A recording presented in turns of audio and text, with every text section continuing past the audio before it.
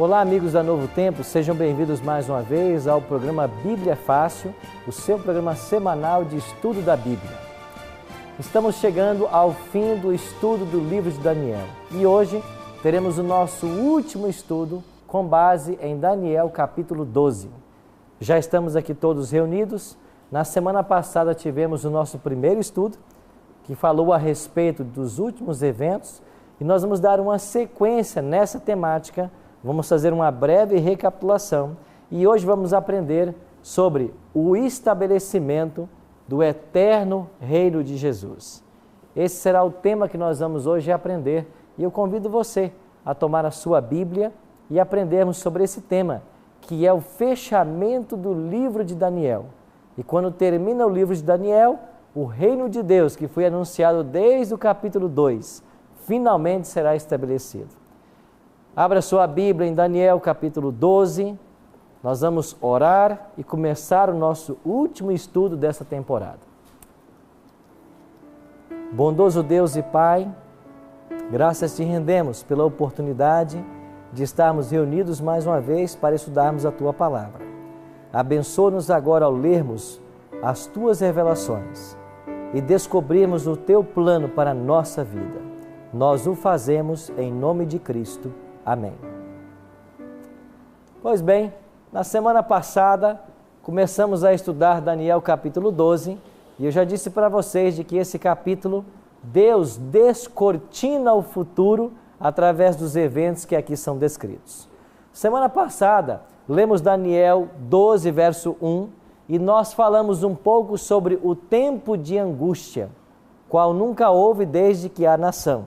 E nós colocamos vários eventos que teriam lugar antes do tempo de angústia e finalmente depois do tempo de angústia. Agora vamos para o versículo 2. Daniel diz assim: muitos dos que dormem no pó da terra ressuscitarão, uns para a vida eterna e outros para a vergonha e horror eterno. Daniel começa dizendo: muitos dos que dormem no pó da terra. O que significa dormir no pó da terra? Estar morto. Quer dizer então que a morte, assim como o sono, é um estado de inconsciência. Quem morre não pode voltar para conversar com quem está vivo. A primeira mentira que Satanás pregou nessa terra é de que a alma é imortal. A alma não é imortal. A alma é mortal. O profeta Ezequiel, no capítulo 18, diz claramente: a alma que pecar, essa morrerá. Agora Daniel está falando de uma ressurreição. Muitos que dormem no pó da terra ressuscitarão. Uma ressurreição é de salvos, porque Daniel está dizendo que eles vão ressuscitar para a vida eterna. Agora, a outra ressurreição é de perdidos, porque eles vão ressuscitar para a vergonha e horror eterno. Então, Daniel, no segundo verso do capítulo 12, ele toca no tema da ressurreição, da salvação, da vida eterna. Na semana passada, nós estudamos um pouquinho e descobrimos de que antes do fechamento da porta da graça, nós teremos 4 eventos. É claro que eu não estou abordando todos os eventos aqui, mas eu pincelei 4 eventos apenas. Ou seja, os sinceros filhos de Deus receberão o Espírito Santo para pregar principalmente as 3 mensagens angélicas de Apocalipse 14, 6 a 12, e com essa pregação o mundo será preparado para a volta de Cristo. Quando o último ser humano for alcançado pelo Evangelho e ele tiver a oportunidade de dizer sim ou não, de escolher ser salvo ou não, terminará o tempo de oportunidade para a humanidade. Nós chamamos esse tempo na história de o fechamento da porta da graça. A expressão não é bíblica, mas o conceito é, com base nas palavras de Cristo, na parábola das 10 virgens, quando os 5 chegam e a porta já está fechada, com base em Apocalipse 22, 11, e outros textos que eu não mencionei. Após o fechamento da porta da graça, nós teremos outros eventos. E semana passada eu listei para vocês, principalmente as pragas, decreto de morte, angústia de Jacó, até que finalmente aconteça o livramento dos salvos. Então se dará a segunda vinda de Cristo. Cristo volta depois de derramadas as 7 pragas, depois desses eventos. Quando Cristo voltar, Ele voltará para buscar os salvos aqui na terra e levar para o céu. No céu, diz o Apocalipse, os salvos viveram e reinaram com Cristo 1000 anos. Apocalipse 20. Depois dos 1000 anos reinando no céu, os salvos descerão para esta terra. E nesse momento os ímpios ressuscitarão.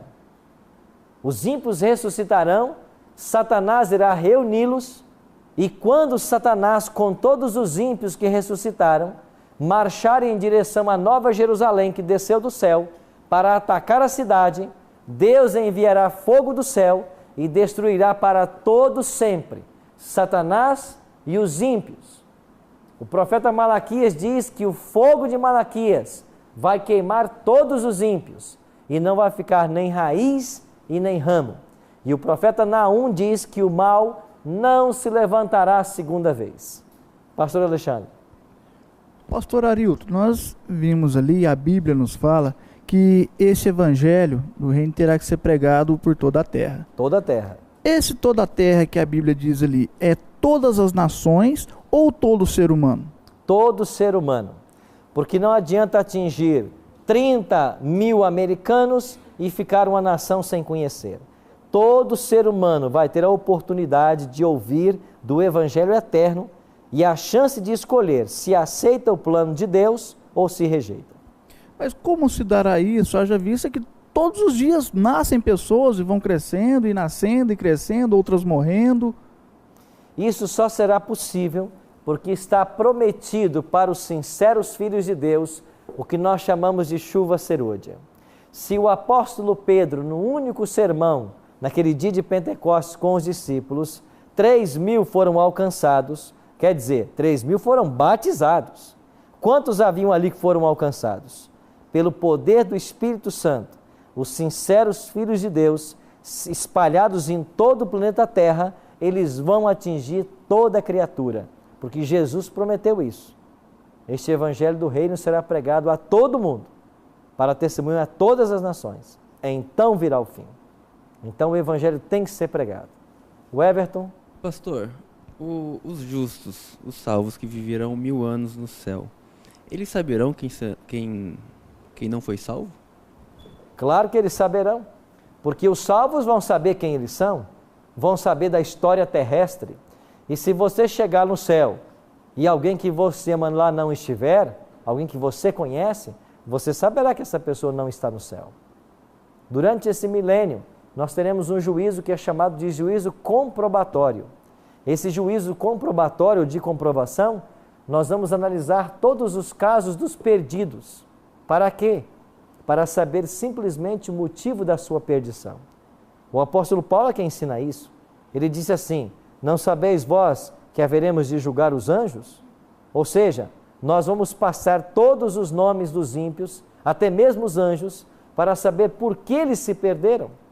Mas esse juízo não é para dar uma chance, é só para descobrir o motivo que os levou à perdição. E quando nós descobrirmos todo o esforço que Deus fez para salvar o José ou a Maria, e eles finalmente não quiseram aceitar, nós vamos entender que Deus foi justo. Por isso o céu será um lugar de alegria eterna, porque nós vamos reconhecer a justiça divina. E só vai para o céu quem quer ir para o céu. Deus não vai levar ninguém forçado. E nem vai deixar para trás quem quer ir. Mas tem que querer muito. Emilene. Pastor, eu gostaria só de esclarecer uma dúvida em questão dos 1000 anos. Não sei se foge até um pouquinho do assunto, mas eu conheço assim, né? Na palavra de Deus fala que 1000 anos para Deus é como um dia, e um dia é como 1000 anos. O que significa nessa passagem, os 1000 anos? Quando falamos de que o tempo não importa para Deus, nós estamos dizendo de que Deus ele é atemporal. Ele existiu sempre. Antes de qualquer coisa ser criada, ele já existia. Então Deus não está circunscrito ao tempo. Nesse sentido, não importa o tempo para Deus. Agora, quando falamos em 1000 anos no Apocalipse, estamos falando de um período de 1000 anos literais. Durante 1000 anos literais, os salvos estarão no céu reinando com Cristo, enquanto a terra permanecerá vazia, e aqui nela estará o diabo e seus anjos, circunstancialmente presos, como diz o Apocalipse, porque não há ninguém mais para tentar, e essa é a obra deles, levar as pessoas à destruição e à ruína. Terminados 1000 anos, eu já expliquei para vocês, os ímpios ressuscitarão. Então perceba que eu estou falando para vocês de 2 ressurreições. A dos ímpios que acontece depois do milênio, mas eles só ressuscitam para receber a recompensa que será a destruição eterna, e no dia da volta de Cristo haverá a primeira ressurreição, que é a dos salvos mortos. Abra sua Bíblia em São João capítulo 5, verso 28. São João capítulo 5, verso 28 e 29. Cristo falou sobre 2 ressurreições. Jesus disse assim: não vos maravilheis disto, porque vem a hora em que todos os que se acham nos túmulos ouvirão a sua voz e o quê? Quantos ouvirão a voz de Cristo? Todos. E eles farão o quê? Sairão. Jesus está falando de uma ressurreição. Verso 29.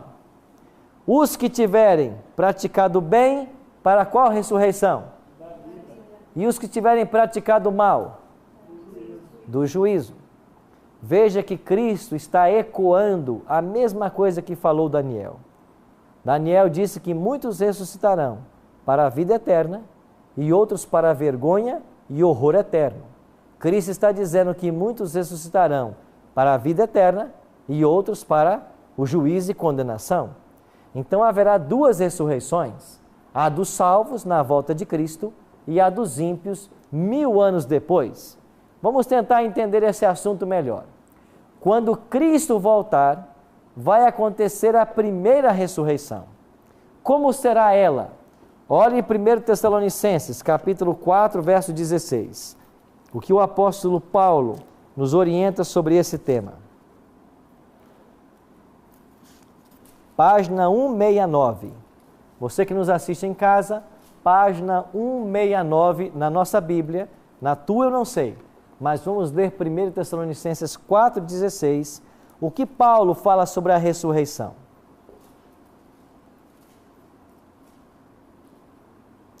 Porquanto o Senhor mesmo, dada a sua palavra de ordem, ouvida a voz do arcanjo, ressoada a trombeta de Deus, descerá dos céus, e os mortos em Cristo o quê? Tem alguma coisa de secreto na volta de Cristo?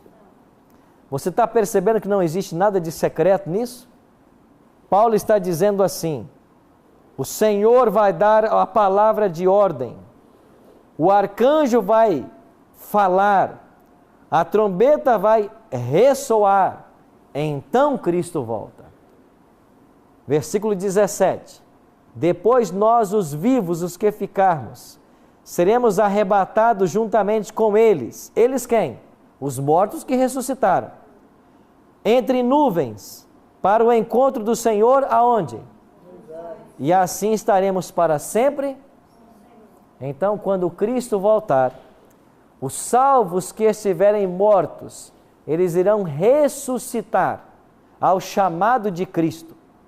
Os salvos que estiverem vivos serão transformados, glorificados. Os salvos mortos já ressuscitarão glorificados. E os salvos vivos serão glorificados no momento. Diz Paulo em 1 Coríntios 15, 51 a 53, num abrir e fechar de olhos. Esse grupo de salvos vai ser arrebatado até as nuvens, O que quer dizer arrebatado? Levado. Não existe arrebatamento secreto. A teoria do arrebatamento secreto não é bíblica. Aqui aparece a palavra arrebatamento, mas é na volta de Cristo. Os salvos são arrebatados, são tomados, são levados para encontrar Jesus que está nas nuvens, e depois eles irão para os céus. Então esta é a primeira ressurreição. O que vai acontecer com os ímpios que estiverem mortos na volta de Cristo? Nada. Eles vão continuar mortos, porque só ressuscita salvo. O ímpio que está morto, ele continua morto. E os ímpios que estiverem vivos? O que Paulo fala? Volta uma página na sua Bíblia. Deixa eu ver se é a primeira ou se é a segunda. 2 Tessalonicenses, capítulo 2, versículo 8. 2 Tessalonicenses, então é a página 170. 2 Tessalonicenses 2, verso 8. Então será de fato revelado o iníquo, a quem o Senhor Jesus matará com o sopro da sua boca, e o destruirá pela manifestação da sua vinda. A manifestação da volta de Cristo vai destruir ao iníquo. Se você for para Apocalipse capítulo 6, a partir do verso 12, quando fala ali da abertura do 6º selo, ali descreve a atitude dos ímpios. Eu até queria que você lesse esse texto. Você que está em casa, Apocalipse capítulo 6, dê uma olhadinha para o versículo 16, 14 em diante. Apocalipse 6, 14. O céu recolheu-se como um pergaminho quando se enrola. João está descrevendo a volta de Cristo. Então todos os montes e ilhas foram movidos dos seus lugares. Os reis da terra, os grandes, os comandantes, os ricos, os poderosos, e todo escravo e todo livre, se esconderam nas cavernas e nos penhascos dos montes, e disseram aos montes e aos rochedos: caí sobre nós, e escondei-nos da face daquele que se assenta no trono, e da ira do Cordeiro, porque chegou o grande dia da ira deles. E quem é que pode suster-se? Aqui está a atitude de desespero dos ímpios por ocasião da volta de Cristo. Então, a primeira ressurreição é a dos salvos. Os salvos mortos ressuscitam, os ímpios mortos continuam mortos, e os ímpios vivos morrem pela manifestação da volta de Jesus. Pastor Alexandre?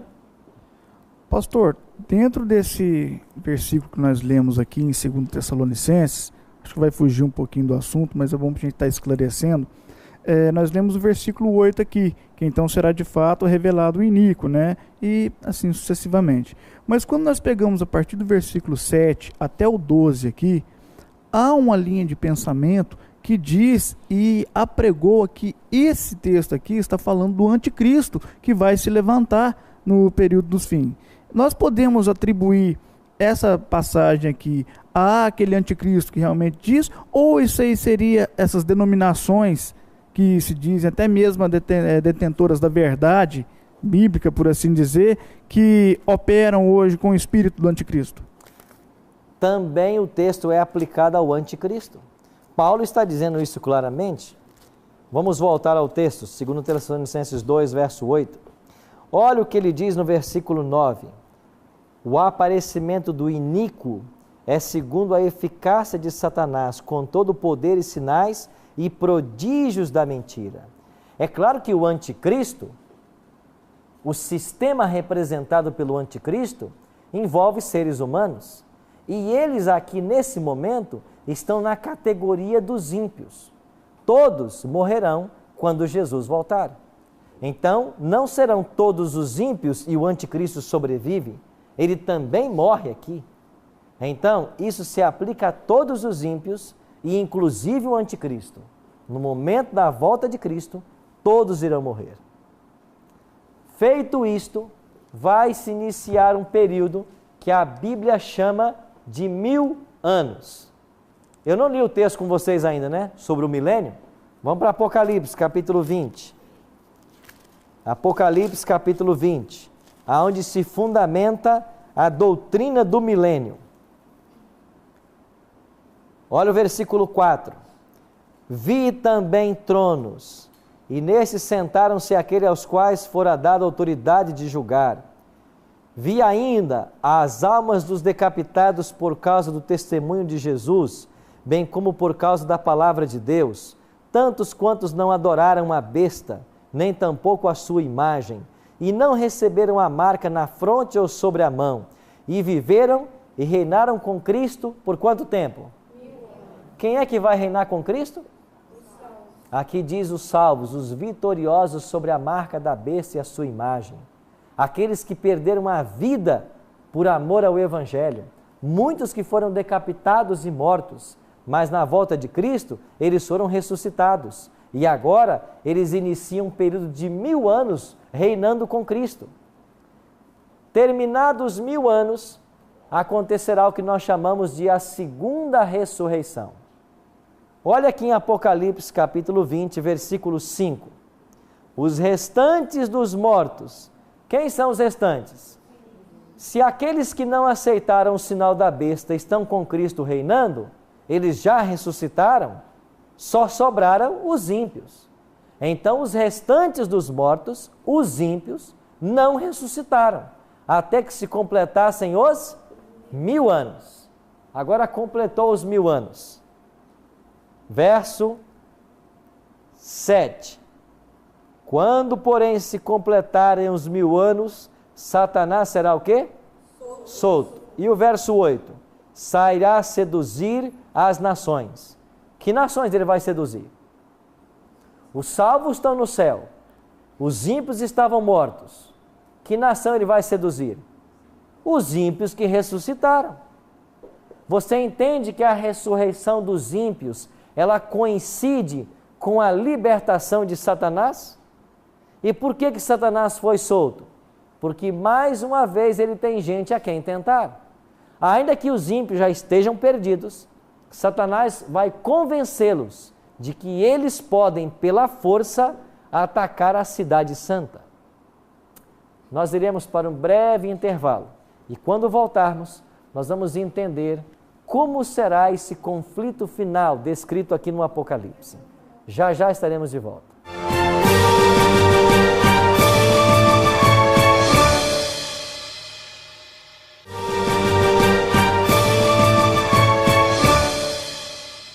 Estamos de volta com Bíblia Fácil. No primeiro bloco nós terminamos falando de que a segunda ressurreição, a dos ímpios, ela vai acontecer depois do milênio. Satanás vai reunir todos esses ímpios que ressuscitaram e vai ajuntá-los para uma peleja. Satanás vai convencer os ímpios de que eles podem atacar a cidade santa que desceu do céu. Olhe para Apocalipse capítulo 21. Olha o que diz o versículo 2. Vi também a cidade santa, a nova Jerusalém, que descia do céu da parte de Deus, ataviada como noiva, adornada para o seu esposo. Quando é que essa cidade santa vai descer do céu? É claro que é após a soltura de Satanás e a ressurreição dos ímpios, porque no capítulo anterior foi dito que eles marcharam e eles sitiaram a cidade de Deus. Então a cidade santa vai descer depois do milênio, Satanás vai marchar contra ela com todos os ímpios, e o que vai acontecer nesse momento? Versículo 9 do capítulo 20. Marcharam então pela superfície da terra, sitiaram o acampamento dos santos e a cidade querida, desceu porém fogo do céu e os consumiu. A Bíblia termina com a história do pecado, falando da história do fim do pecado, do fim de Satanás e de todos os ímpios. Agora um detalhe interessante. Versículo 4 de Daniel. Tu, porém, Daniel, encerra as palavras e sela o livro. Até quando? Tempo do fim. Muitos o esquadrinharão e o saber se multiplicará. Daniel falou, ou o anjo disse para Daniel, de que o livro dele seria selado até o tempo do fim, e que no tempo do fim haveria uma multiplicação da ciência. No sentido primário, essa multiplicação de ciência quer dizer a ciência do conhecimento do livro de Daniel. Só poderia ser alcançada na sua totalidade com a chegada do tempo do fim. E eu disse para vocês de que duas datas marcam a chegada do tempo do fim. 1798, quando terminam os 1.260 anos de supremacia papal, e 1844, quando termina a profecia das 2.300 tardes e manhãs. Quer dizer que depois de 1798 e depois de 1844, o conhecimento do livro de Daniel está aberto a todos os seres humanos. E agora no versículos 11 e 12, depois do tempo em que o sacrifício diário for tirado e posta a abominação desoladora, haverá ainda 1.290 dias. Bem-aventurado que espera e chega até 1.335 dias. Um dia em profecia equivale a quanto tempo literal? 1 ano. Então Daniel faz mais uma profecia. Quando for posta a abominação desoladora, haverá 1.290 dias. Bem-aventurado que espera e alcança até 1.335. O que quer dizer isso? Pois bem, vamos voltar a um gráfico profético. Aqui está a linha do tempo e nós entendemos que a abominação desoladora, ela foi posta no ano 508. Por que 508? Porque é o ano da conversão de Clovis ou Clodoveu, rei dos francos. E Clodoveu ou Clovis, quando se converteu ao cristianismo, ele uniu forças ao papado para atacar as tribos arianas que ameaçavam o estabelecimento do papado. Eu disse para vocês que das 10 tribos que minaram o Império de Roma, 3 eram arianas: os Érulos, os Vândalos e os Ostrogodos. E quando Clovis se converteu no ano 508, ele usou todo o seu poder como rei dos francos para derrotar as tribos arianas. Então, aí foi posta a abominação desoladora, porque aí se estabeleceu um sistema de apoio ao papado, para que finalmente, depois de 30 anos, ele se estabelecesse. O que aconteceu finalmente em 538. Se você viajar de 508, 1.290 anos, como disse Daniel, você vai chegar a 1798. O que aconteceu em 1798? A prisão do Papa. Por isso, Daniel está dizendo que depois que for posta a abominação desoladora, ainda haveriam 1.290 dias, anos, até que o papado sofresse a ferida mortal de Apocalipse 13:3, que é a prisão do Papa Pio VI. Mas Daniel também disse assim, ou o anjo disse para Daniel: bem-aventurado aquele que espera e alcança até 1.335 dias. Sabe o que o anjo disse para Daniel? Felizes aqueles que viverem em 1843, porque eles vão ver o quê? A chegada do tempo do fim, o início de Cristo no santuário celestial, o grande desapontamento de Apocalipse 10, 8 a 10 e o surgimento da igreja remanescente. Bem-aventurado estes que esperam e alcançam até 1.335 dias. E isso nos leva a 1843, véspera do ano que nós temos o grande desapontamento. E Jesus dá início ao juízo no santuário celestial. Vamos voltar ao capítulo 12, verso 1. Daniel 12, 1 fala, e aqui vamos ler agora o nosso último verso de Daniel. E assim nos despedimos temporariamente do profeta Daniel, até aquele dia que nós vamos poder nos encontrar com ele, lá no céu. E nós vamos poder ouvir da boca dele as profecias que ele escreveu. Daniel 12, 1. Nesse tempo se levantará Miguel, o grande príncipe, o defensor dos filhos do teu povo. Haverá um tempo de angústia qual nunca houve desde que houve nação até aquele tempo. Mas naquele tempo, ou seja, no tempo de angústia, será salvo o teu povo. Quem será salvo? Todo aquele que for achado inscrito, aonde? No livro. Só vai ser salvo quem está escrito no livro. Daniel disse isso. O que eu faço para ser escrito no livro? Eu tenho que aceitar a Jesus como meu Salvador pessoal. E eu tenho que fazer isso publicamente. E quando é que eu torno público a minha aceitação? É quando eu passo pelo santo batismo. Cristo disse em Marcos 16:16, quem crer e for batizado será salvo. É aí que eu torno público a minha decisão por Cristo. É impossível ser salvo sem ser batizado. Jesus disse isso. Há exceções? Há. Qual é a exceção? Quando eu não tenho a oportunidade de ser batizado. Quando eu tomo a minha decisão, mas eu não tenho a oportunidade. Lembra do ladrão na cruz?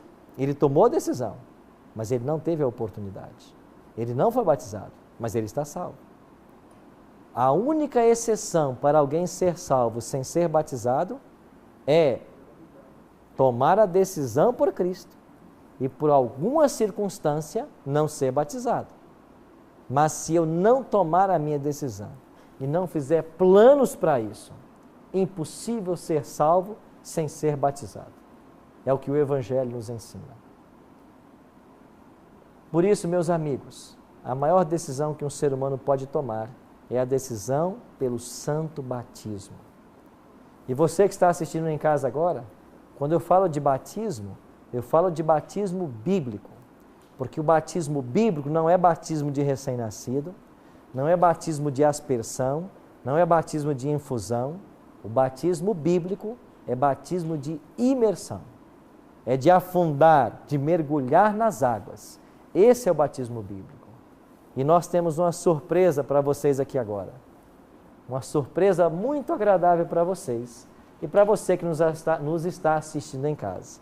Porque nós vamos, nesse exato momento, sair daqui agora, desse auditório. Nós vamos até a piscina do Cevisa. E eu vou convidar aqui à frente o Everton e a Renata, porque eles escolheram ser batizados hoje. Por favor, vem aqui do meu lado. Esse casal escolheu hoje ser batizado. E nós já iremos sair daqui do auditório para a piscina. E ali eles serão batizados como Jesus orientou, que temos que batizar, por imersão. E em nome do Pai, do Filho e do Espírito Santo. Melissa vai vir agora e ela vai cantar para nós. Ela vai louvar a Deus. E enquanto ela louvar a Deus, vocês vão ter a oportunidade de também tomar uma decisão. E dizer assim, Deus, eu te aceito como meu Salvador e eu quero me preparar para também ser batizado por imersão como Cristo foi, como a Bíblia ensina. Enquanto Melissa cantar, você vai ter o tempo para isso. Você pode ficar de pé e tomar a sua decisão de pé enquanto ela cantar. E você que está em casa nos assistindo, estamos terminando essa temporada de Daniel, mas se você aprendeu ao longo desses meses, se você crê nesse Deus de Daniel, se você crê na verdade que você aprendeu ao longo desses meses, aonde você está, fica em pé e diga para Jesus, eu te aceito como Salvador. Feita essa decisão, você procura a igreja adventista mais perto da sua casa, você passa pelo santo batismo e como uma grande família, nós vamos nos preparar para a volta de Jesus.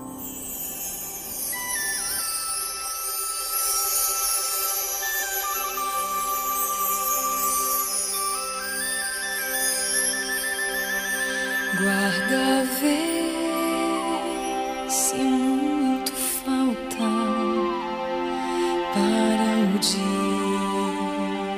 alvorecer. Vai a noite ainda alta, ou já veio o amanhecer. Viajou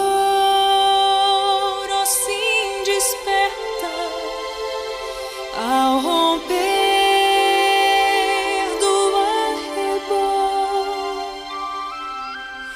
Fique em pé e põe-te alerta. Eia, pois, que surge o sol.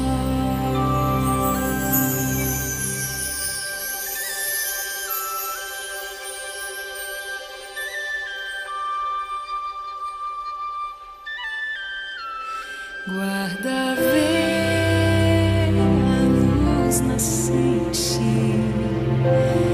anunciando o jubileu. Alça a voz alegremente, faz vibrar o próprio céu. Logo os justos falecidos, imortais, ressurgirão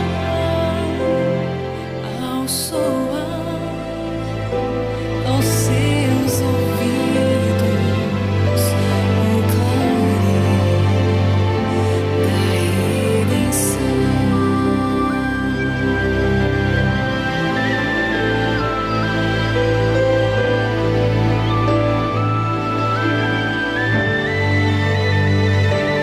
Guarda, vê a terra linda, frutos, flores sem rival. Vê o Rei em glória infinda. Vê o mar como um cristal. Ouve as harpas e a harmonia.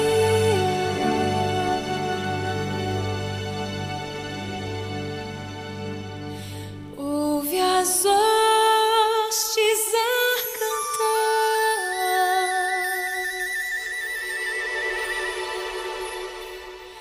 Peregrino, que alegria, vais em breve para o lar.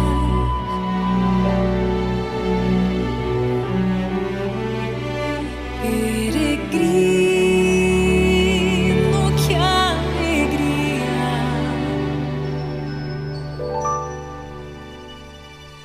vais em breve para o lar.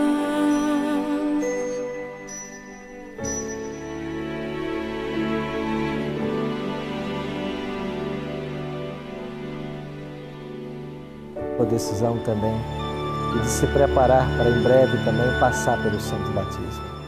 Você quer ficar de pé agora também e se preparar para isso? O Espírito Santo está falando no seu coração? É a hora de você tomar essa decisão aqui. Sabe por quê? Porque quando nós decidimos por Cristo, nada mais nos separa dele.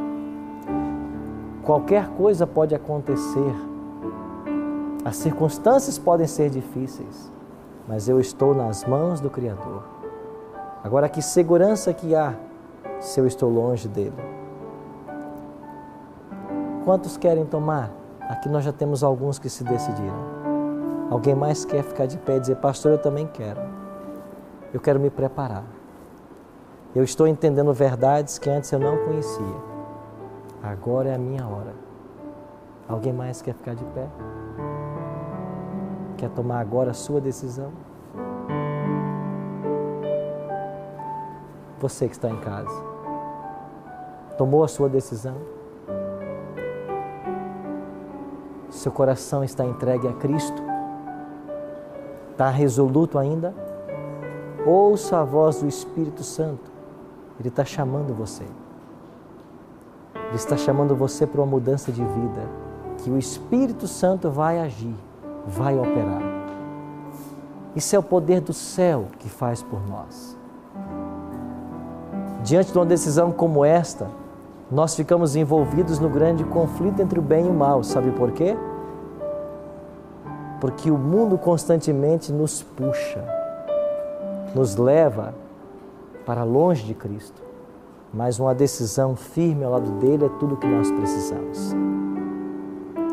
Eu queria orar para que Deus abençoasse esse casal que vai ser batizado hoje. Esse casal que toma a sua decisão. E você, que está pensando em que decisão você vai tomar. O que falta para você ainda? O que te segura? Essa é a sua hora. É o seu momento de salvação.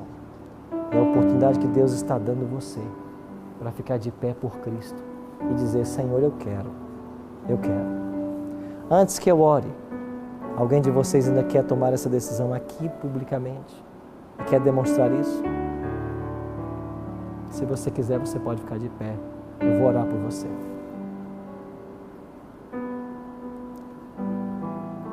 Feche os seus olhos. Ore comigo. Pai, louvado e exaltado seja o Teu nome, porque Teu Espírito Santo tem trabalhado com todos nós. Louvado e exaltado seja o Teu nome, porque há uma porta aberta no céu e hoje nós podemos entrar por ela e receber de Tuas mãos a salvação e a vida eterna. Obrigado, Deus, pelas decisões que estão sendo tomadas aqui nesse auditório, lá nos lares, a esses Teus filhos e filhas que estão de pé agora em casa. Que o Teu Espírito Santo abrace a eles e que eles possam, bom Deus, a partir de hoje, viver uma nova vida ao Teu lado e se prepararem para o momento grandioso do seu batismo. Tome conta de todos nós, que a Tua mão protetora esteja sobre a nossa vida. É o nosso desejo e oração, em nome e por amor de Cristo. Amém. Eu queria convidar vocês agora para que nós fôssemos então aqui para a piscina do Cevisa e nós vamos ter uma linda cerimônia batismal. Por favor, me acompanhe.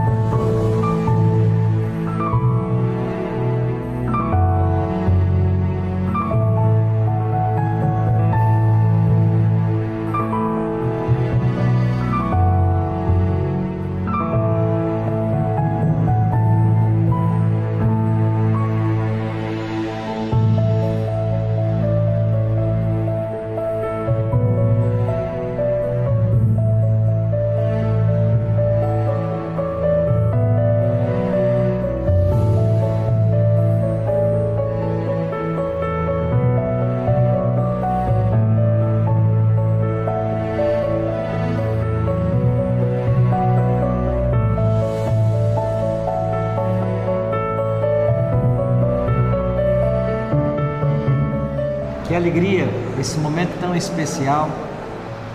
E aqui nós estamos reunidos para celebrar a morte, o sepultamento e ressurreição de Jesus. Após haver compreendido o grande amor de Deus e os planos que Ele tem na sua vida, a Renata tomou a decisão e ela vem aqui hoje publicamente dizer que ela entrega a sua vida a Jesus. Renata, a Bíblia declara de que há alegria no céu por um pecador que se arrepende. É por isso que agora, como ministro do Evangelho, eu te batizo em nome do Pai, do Filho e do Espírito Santo. Amém.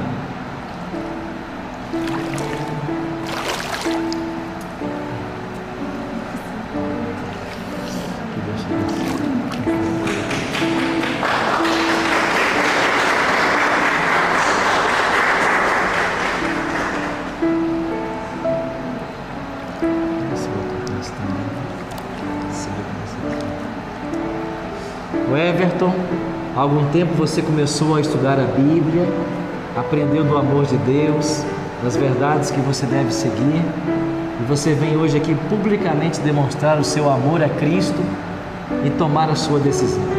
Que Deus o abençoe e te ilumine em sua jornada e te conserve firme nesse caminho até o dia em que Jesus vai voltar para buscar a todos nós. E como ministro do Evangelho, em conformidade com a ordem de Cristo, eu te batizo em nome do Pai, do Filho e do Espírito Santo. Amém.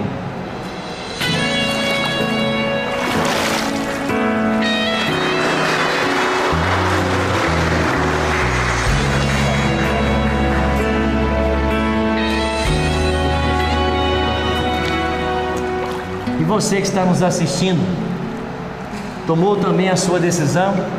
Jesus falou: quem crer e for batizado será salvo. Essa é uma decisão pessoal. Você torna isso público através do batismo. Não deixe passar essa oportunidade. Tome agora a sua decisão. Prepare-se para em breve descer as águas. E que Deus o abençoe, para que quando Cristo voltar, todos nós estejamos prontos para recebê-lo em glória e majestade. Que Deus o abençoe.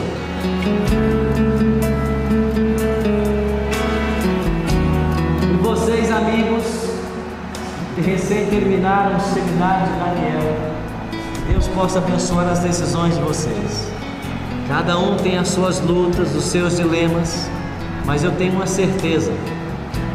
Filipenses 1, verso 6. Aquele que começou boa obra na vida de vocês vai completá-la até o dia de Cristo Jesus. Mas lembre-se, nunca postergue uma decisão por Cristo, porque só há segurança nas mãos dele.